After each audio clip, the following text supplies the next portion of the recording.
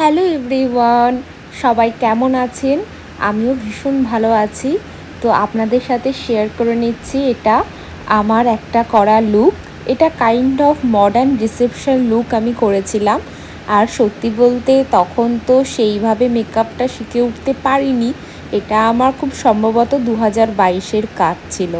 আর এই যে ইনি যাকে দেখছেন, সে কিন্তু কোনো প্রফেশনাল মডেল নয়। ইনি কিন্তু আমার নিজের ছোট মামি হন।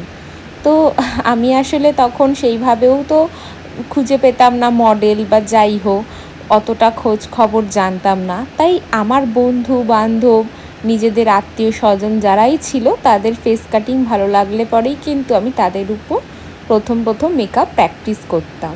কারণ আমাদের এই প্র্যাকটিসটাই মেন মেকআপ আর্টিস্টদের। তো যাই হোক, তখন আমার অপটু হাতে মামির উপর আমি একটা কাটপিস করেছিলাম। আর আমার ছোটো মামির আইস যে লিড, সেই লিডটা একটু ছোট মাঝারি, তাই বেশি হেভি টাইপের আই মেকআপ যেহেতু যেত না মামির লুকের সাথে, তাই মামিকে আমি সিম্পলের মধ্যেই সাজিয়েছিলাম।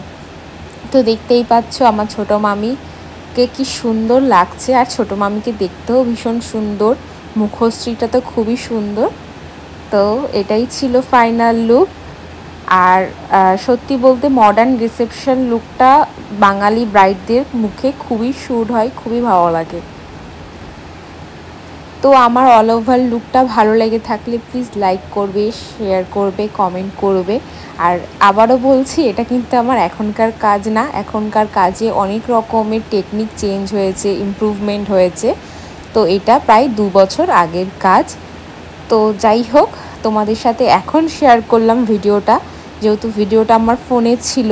আর কষ্ট করে যখন একবার করে ফেলেছি ভিডিওটা, তা না আপলোড করে না থাকতে পারলাম না, তাই আপলোড করেই দিলাম। হ্যাঁ জানি এতটা দেরি হয়ে গেছে আপলোড করতে, বাট স্টিল আপলোড করেই দিলাম।